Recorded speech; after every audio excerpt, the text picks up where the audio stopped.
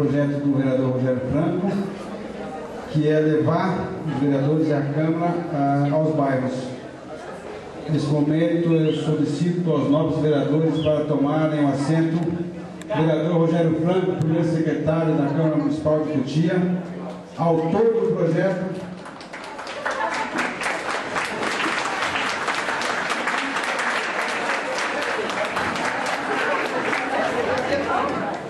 Esse jovem que é autor desse projeto da Câmara Itinerante, que é levar a Câmara até as comunidades. Obrigado, Rogério.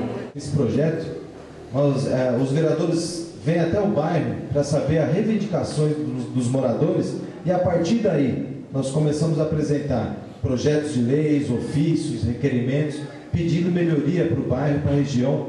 Foi por isso que nós criamos esse projeto, para que vocês possam ter uma tribuna livre, poder se manifestarem as reivindicações do bairro e a gente está aqui para trabalhar. Nós já conseguimos muita coisa para o nosso município. Aqui na região, teve aqui a reforma dessa escola, né, construção de refeitório, uma reforma geral, também ampliação de acessibilidade a cadeirantes. Tem projetos aí como a desassoreação do Rio Cotia, que vai ajudar muito para acabar com as enchentes, e ajuda para acabar com as enchentes da região do Panorama, e muitas outras ações que nós temos no município inteiro. Nós já conseguimos escola técnica, uma coisa que era um sonho dos jovens para a nossa cidade. Já temos escola técnica no município. Então nós estamos trabalhando, Poder Legislativo, Poder Executivo, juntos para melhorar a qualidade de vida das pessoas. Podem ter certeza, se hoje nós estamos aqui, é para ajudar as pessoas que mais precisam. Muito obrigado, grande boa noite a todos.